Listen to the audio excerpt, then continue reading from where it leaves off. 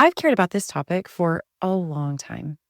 My oldest son is 15 now, and I remember being in the throes of early parenthood when he had raging colic and was screaming all the time. Things were really difficult. I made all these changes to my diet. I did all this stuff.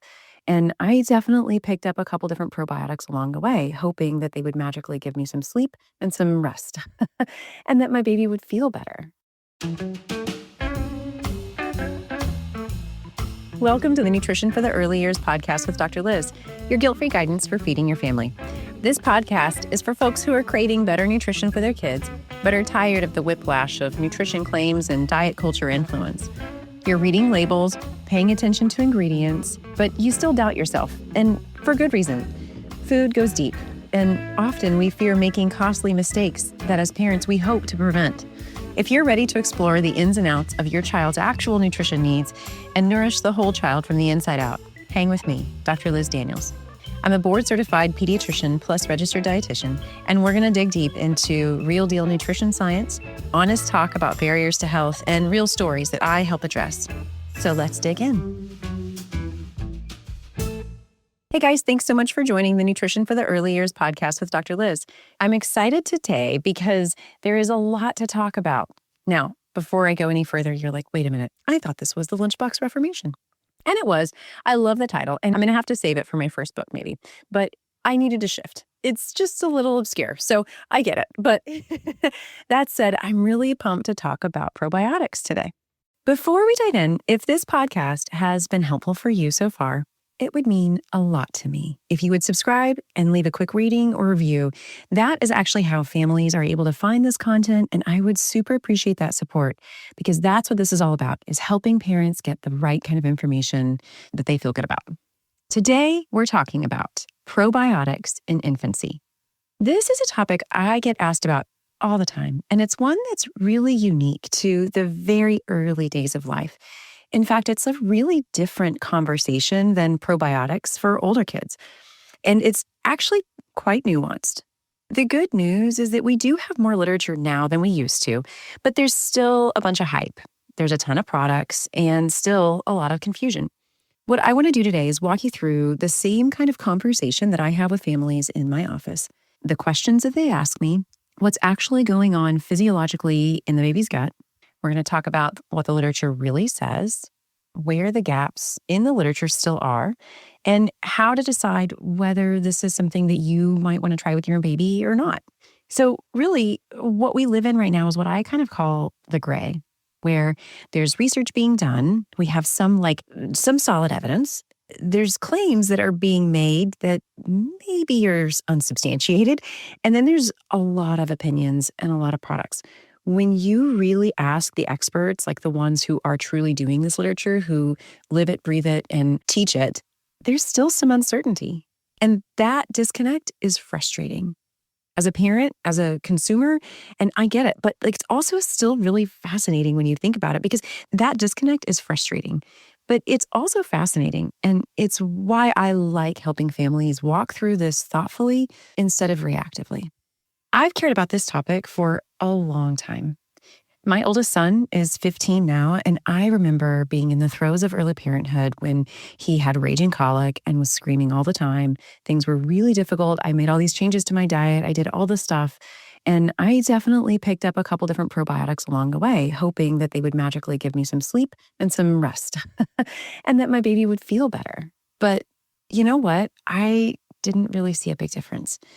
And it left me feeling confused because I had really hoped there would be something there. Not confused because I thought that it would really be magic, but confused because I still felt like I didn't know what to do with my kid. And so I want to speak to that a little bit today. So with that curiosity stuck with me. And I want to help translate what we know now into something that's practical for you, because you are not the only parent who's curious. So in clinic, the questions that usually come up for me with families are, when the similar kind of scenario, when they're in the fog of being in the sleepless days of the early month of life, around 2 weeks to a month old, parents are starting to notice some patterns. They may be noticing stool changes. They may be noticing that their baby's having more gas or fussiness or irritability. Sometimes it's that they're were pooping really frequently and now all of a sudden they aren't. Or sometimes it's because parents, had wanted to breastfeed or were trying to breastfeed and then they aren't, and they're looking at their formula and wondering if it needs to be something that's supplemented. Or sometimes I'll hear, gosh, if it'll help their immune system, then I really want to do it. And baby's born in the fall or something like that. So some of the questions specifically that I'll get are, my baby seems to be so gassy and uncomfortable. Should I be using a probiotic? Would this help with their digestion? Will it help with their pooping? And if you had asked me in the throes of my own son, I would have been somewhat ambivalent because I remember some days feeling like, yeah, I think this is really helping. And other days feeling like, no, it's doing nothing. And that back and forth was really confusing. And I understand. And part of the thing here that we have to remember is that our interpretation of what our baby is doing is not always very clear. Like babies are going to cry because that's their primary form of communication. And even though we think we maybe understand if they're in pain or they're having a lot of discomfort, it might not be the reality.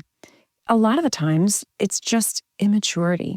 And I can say this now, having a lot more time to be able to reflect back on and use that. So it's hard. So give yourself grace if you're in the middle of it all and you're struggling to interpret what your baby really needs. Okay. Now I want to think a little bit more about what's actually going on in the first month of life. Let's talk about, why is this even an important conversation? Because it is. So in the first month of life, babies have very immature immune systems, but they also rapidly mature in that first couple of months. So it's really, really amazing. Their small intestine is also still developing digestive enzymes, learning how to develop motility and absorption. In other words, the gut wasn't really working. It was growing, but remember that the nutrition was going through the umbilical cord straight into their bloodstream, going to the liver, going to, all of the places in the body it needed to go. So they got to bypass most of the gut. The gut hasn't been used yet. And so sometimes we forget that, these things are having to get started.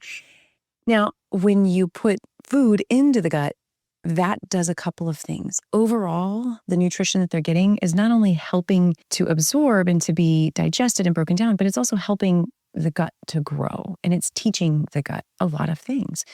So all of the nutrition, especially the carbohydrates, they'll go through the small intestine relatively intact and end up in the large intestine because the digestive enzymes haven't fully been delivered yet or produced.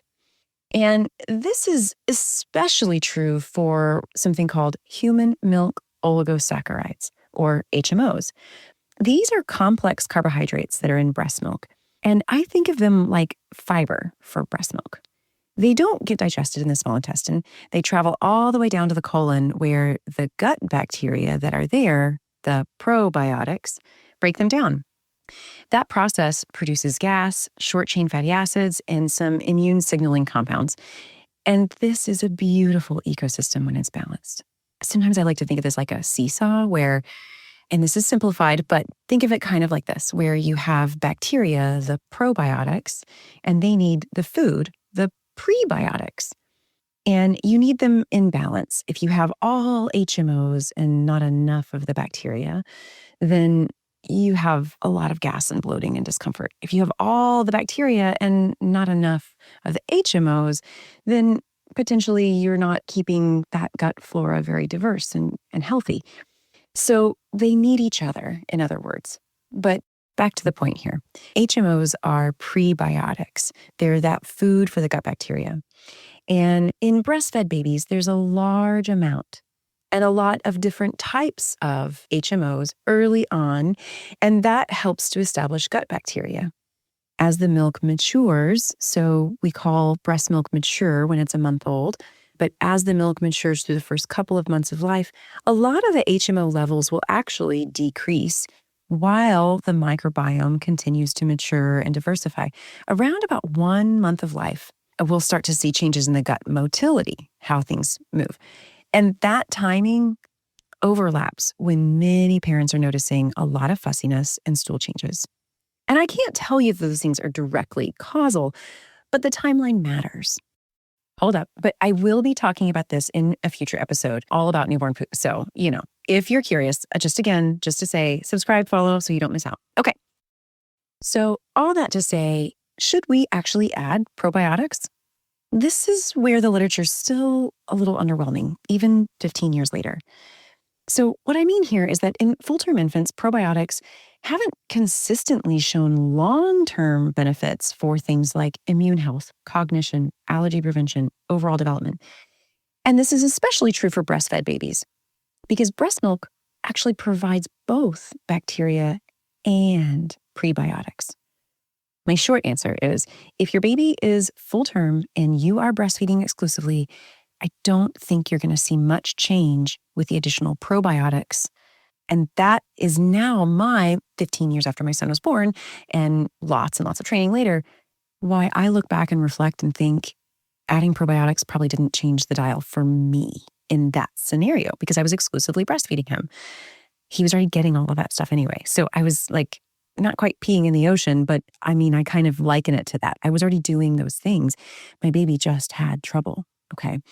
But I also would tell you that in my years of clinical experience, I actually have some families that come back and are like, holy cow, this probiotic is amazing.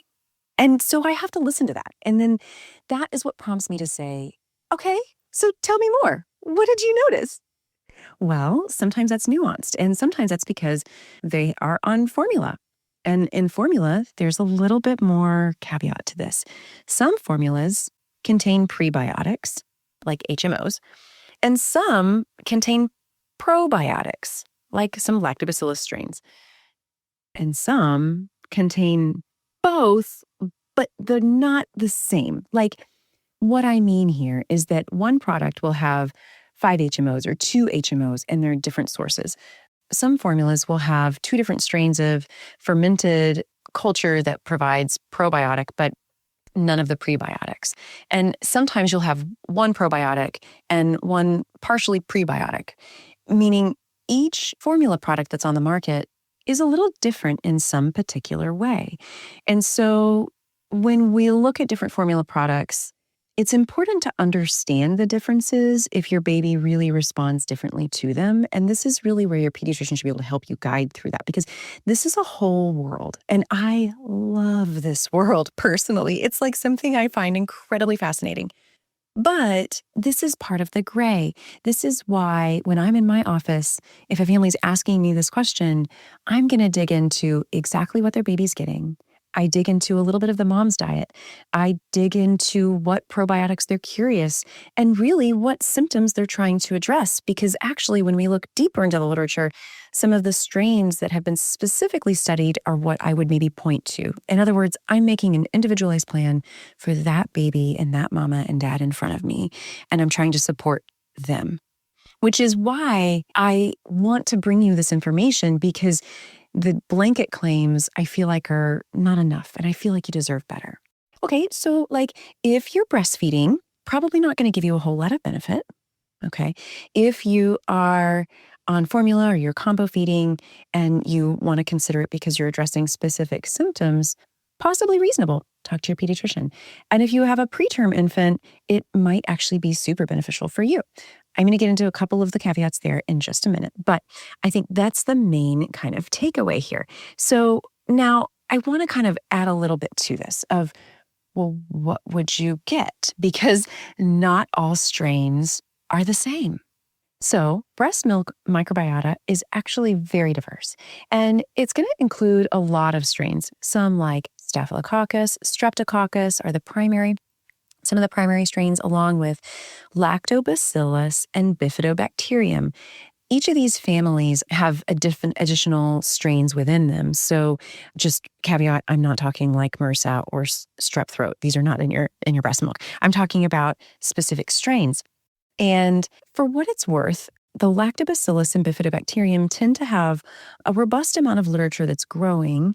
And these particular families have now been extensively kind of studied in terms of strain-specific interventions. And so the studies that are for infants tend to draw on these two primary families.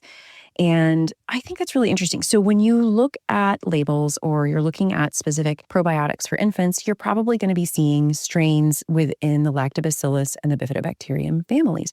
For what it's worth, those are also a little bit easier to manufacture and produce. And so specifically bifidobacterium, those tend to be really, from a chemistry standpoint, easier. So that said, I think it's really important to know that the strains in particular have, like within lactobacillus and within bifidobacterium, it's tricky to narrow each of these down because the strain diversity is what in the global literature, like the bigger adult literature we see, is really beneficial for gut health. But to be really mechanistic to understand something, you have to reduce the number of variables in a study. And so it makes sense that companies are going to try to target a particular strain because they want something that has particular evidence behind it.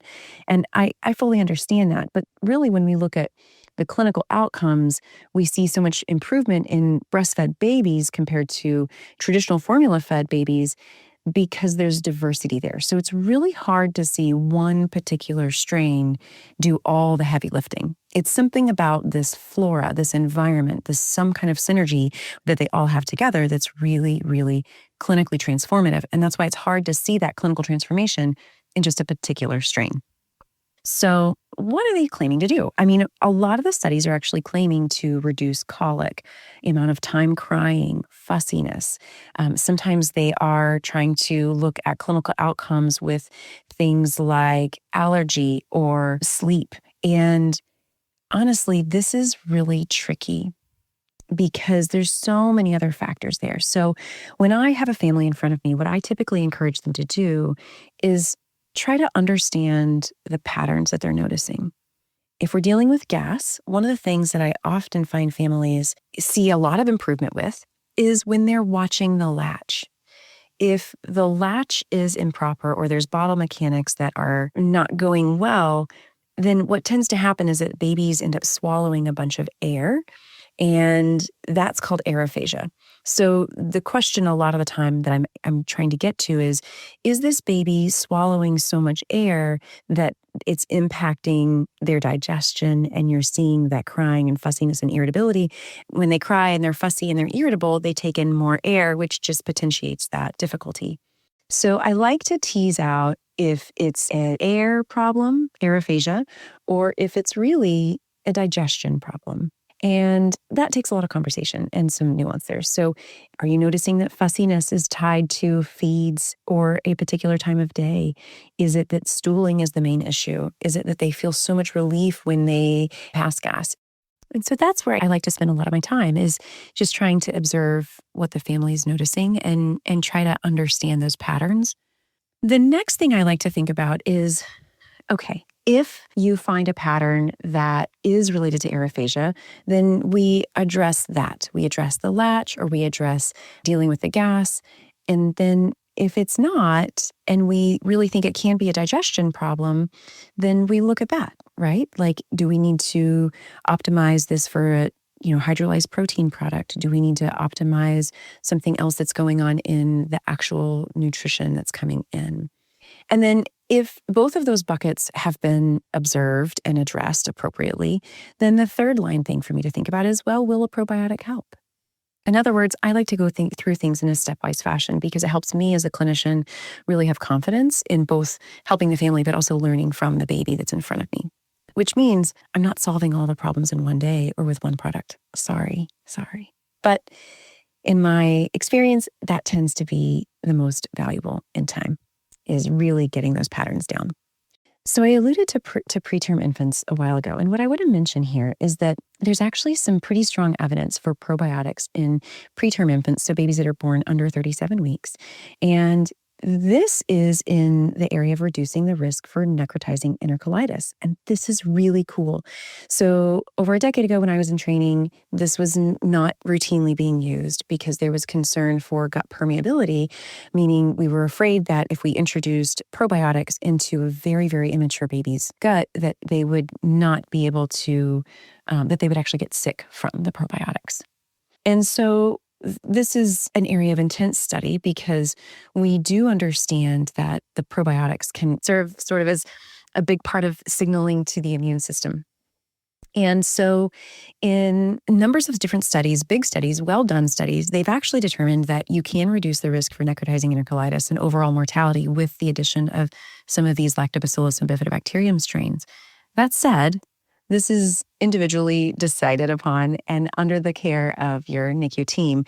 So I'm not saying this as a global statement, but I'm saying this just as a window of how amazing the research has gone in the last decade. It's really helped us with the most vulnerable of the vulnerable babies. And I think that's really awesome. It gives me a lot of excitement and hope that this area of medicine will hopefully continue to grow and to deepen so that it can guide our understanding as babies mature. That said, I really like for families to then think about, okay, if my baby is a great candidate for probiotics and I'm on formula, where is the future? Where are we going? Well, my friend, I would like to tell you that I think the future probably is in somewhere, some shape of a blend of both pre and probiotics together. So I think that because we know that breast milk is obviously the gold standard, we want to find products that will reflect that. And so it's a natural thing to think, okay, pre plus probiotics are probably the direction we want to be going. And if you're in that camp and you're curious about products, it's something that's a really interesting area, but know that you're still in the gray, and that's okay. So if your baby is struggling and you want to try a probiotic, it's probably safe, but it's worth having a conversation with your pediatrician. Okay. So then the other area that's pretty interesting in terms of research and one that's being actively studied but still has some gaps in it are what is the relationship between gut flora and things like atopic disease, like eczema or food allergies or asthma risk. And this is super interesting because this is where there's some cool data. I don't tend to make it as a blanket statement that the addition of these things will dramatically reduce your risk. But in some of the studies so far, there has been some interesting literature about particularly Bifidobacterium longum strains and Bifidobacterium infantis that were associated with some lower risks of eczema in kids, as well as respiratory tract infections. I think that this is one where we have a lot of learning yet to do. Most of the time when I'm seeing kids who have eczema, I'm naturally going to be seeing that at about 2 months of life, starts to peak in that early infancy year and then kind of comes down. And I see that on kind of all my babies that are going to be prone to eczema, whether they're breastfed or bottle fed. So part of the reason that I hesitate with encouraging families to use probiotics in every situation is that I don't know what your risk is necessarily going to be. So it's hard for me to make a specific suggestion that's going to reduce that risk, meaning I don't know your genetics and I don't know your exact environment. So this is the gray that I mentioned. And this is where I like to say it's okay to try things out with supervision and guidance and have that conversation, because this is where we learn together. So just know that probiotics are really interesting, and I do think they are very important, whether they're coming in naturally through breast milk or if they're being supplemented. But it doesn't necessarily mean that they're going to have fewer allergies, better immune systems, fewer daycare illnesses, higher IQ scores or some type of cognitive improvement. Those claims really haven't been substantiated yet. And this is not a ubiquitous recommendation. But it's one that in thoughtful conversation with your healthcare team, it's reasonable to ask the question. It's reasonable to dig deeper. And I personally love it when my families want to go deeper. And I think it's a good place to be. It's okay to know that crying is just your form of communication. It's not always pain. Babies are going to give you clarity in time, not in a day. Slow down, get the support you need. If this left you with some more questions and you're curious, you want to reach out for more, go ahead and do that. Feel free to reach out to me on Instagram or at my website, newstorynutrition.com. Love to hear from you. Have a great day, guys, and enjoy your baby.